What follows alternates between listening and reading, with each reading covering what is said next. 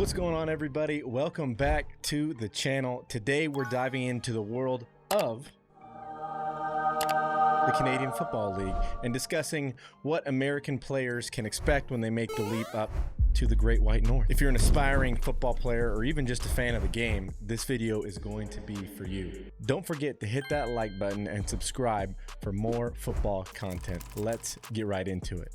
So first, let's talk the basics of the CFL. The Canadian Football League is a professional football league in Canada consisting of 9 teams.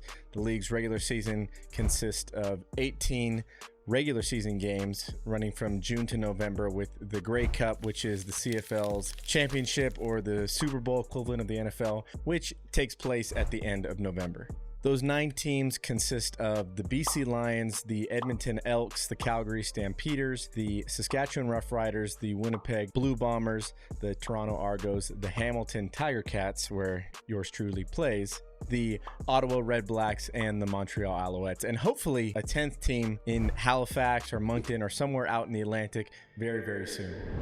Now let's break out some of the differences between the CFL and the NFL, or Canadian football rules versus American football rules, and what players should be aware of. Now, this is something that is something I have understood as an American / Canadian. I grew up playing high school football in the US and then played Canadian football for college. So I have a very firm understanding of the jump from American rules to Canadian rules. So let's dive into some of those differences right now.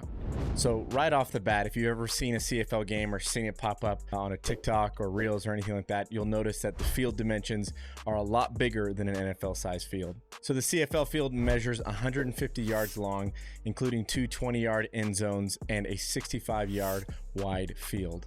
The number of players in the CFL is also going to be different. It's going to be 12-on-12 football, a little bit different from your 11-on-11 down in the US, but really all that's making up for is an extra DB and usually an extra receiver or tight end H-back.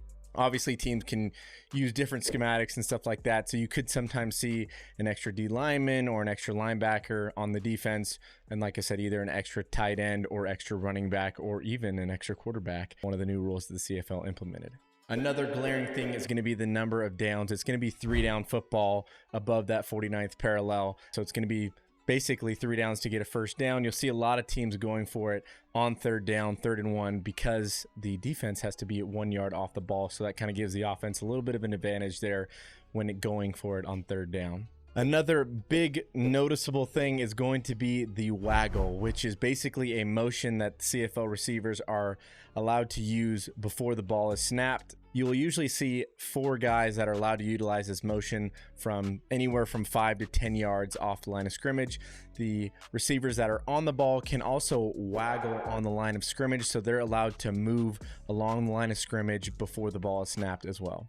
Another thing, just having the football here, the ball has a stripe all the way around it, which is a little bit different than the Duke. It's obviously made in Canada. That's probably another thing. Another interesting thing also is the football. It has a white stripe all the way around it, which is obviously a little bit different. The NFL ball has no stripe on it at all. It looks like it's a little bit of different color too, and some people have said that it is a little bit wider. I think in years previous it was a lot bigger than an NFL football. It's obviously not as big as a rugby ball, but as of the last few years, the ball is very similar to an NFL ball.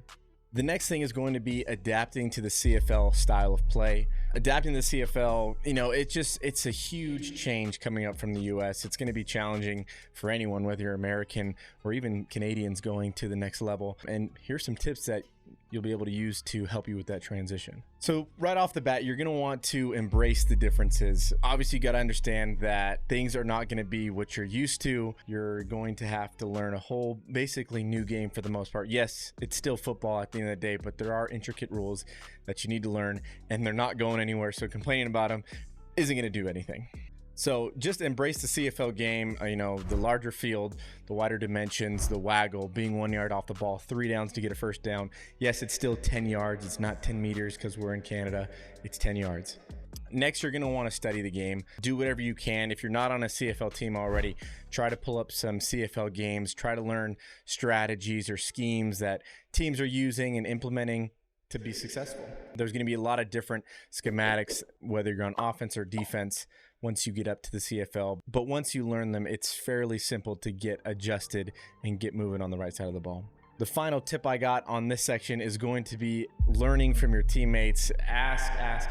No, I don't think any teammate of mine, whether it's been either American or Canadian that's a veteran in the game, has been afraid to answer a question or is too big to ask anything to. So, I mean, the veterans know the game, so do whatever you can. If you have questions, ask them. They're going to be more than willing to help you adjust to the game.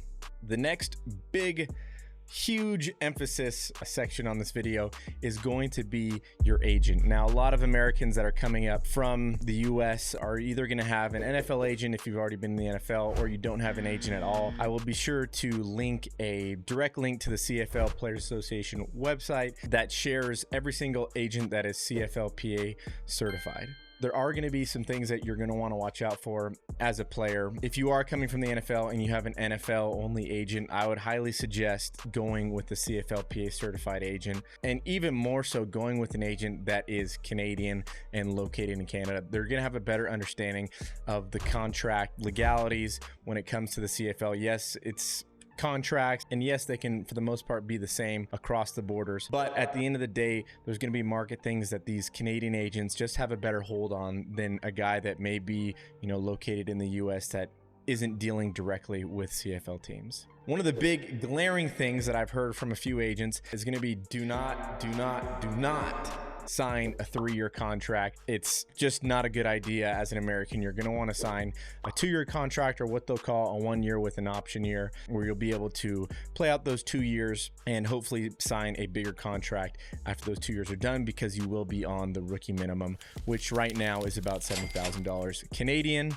which is also going to translate to a little bit less when you get down to the USD level. I think that'll be around 55, 60,000. We'll put the exact number on the screen of today, what the exchange rate is for $70,000 Canadian. But just be aware of that when you're coming up. It's, you're going to be in a different country, so you got to understand that there is a different currency up there as well. Now, on top of the length of the contract, a lot of people, what I've seen and what I've heard, a lot of people don't understand what an option year is. Some guys think when they sign a 1 year with a 1 year option year, they think it's their option, which is totally not the case. 10 times out of 10, it is the team's option to keep you. So when you finish that first year, your contract, and you think, oh, I'm a free agent after this, that is incorrect. You're going to be, more than likely, if you had a good season, you're going to be picked up for your option year by the team, and you have no say in that whatsoever. You sign that on your first contract when you originally sign your life away, essentially. But just be aware of that when you're coming up, and understand that, coming up in your mindset, yeah, you want to get back to the NFL, or you want to get to the next thing, but more than likely, you're gonna have to spend a minimum of 2 years up in the league. Unless you don't have a good season in your first year, then obviously the team wouldn't renew that option. Then you would become a free agent. But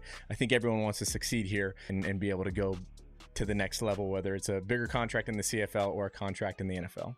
So finally, let's talk about the CFL community. The league has a obviously passionate fan base, a historied fan base, and American players can expect obviously a huge warm welcome from Canadian fans, and I can attest to that. Obviously, being a Canadian but living in the US, I've seen just so many American players just welcomed by their fan bases, whether you're playing for the Ticats or playing for the Lions or wherever you're playing, you're going to be welcomed with open arms from the fan bases there. I know you're up here to play football at the end of the day, but you want to make sure that you engage with fans. Try your best to attend events, participate in the autograph signings, and interact with fans on social media. Just building that strong connection with the fan base is going to be huge. And whether it's talking with your team's community engagement leader or marketing director or partnership person, get into as many community appearances as you can, so you can just get involved with the community and learn a little bit more about the CFL fan base. Next thing here is going to be embracing the local culture. Each city is very different in terms of the culture that's there. Explore the city while you're there. Football is obviously a very short blip on the whole life map, so the experiences that you get when you're in each city, do your best to go out, check things out around your city. This is obviously going to help you understand and appreciate the Canadian culture just that much more, and make your CFL experience that much more rewarding. This is going to be a huge one, but network with your CFL teammates, coaches, management staff, because you just never know later on down the road if that person could, be working with you or you working for them, whatever it is, whatever business opportunities are out there. Just do your best to connect with them. Most of the CFL teammates that you're going to have, or even some opponents, are going to be lifelong friendships, partnerships way down the line. Because you just, obviously with football and being in professional football, you just have that respect level for each other. And I think that just goes that much further outside of the game. And these connections are just going to lead to valuable support networks and opportunities for personal and professional growth down the line. And this one kind of goes without saying, but obviously be a positive role model. You have so many Canadian kids that look up to CFL players, whether they're Canadian or American. I've had, countless kids reach out to me just talking about how much of a fan they are of the CFL game and how can they make it to the CFL. So if you ever have anyone reaching out, do your best to, get in touch with them and just try to be, the best person you can be at the end of the day. And there you have it. That's what American players can expect when joining the Canadian Football League. I hope this video has provided you with some valuable insight for, aspiring football players and even fans that are watching this out there.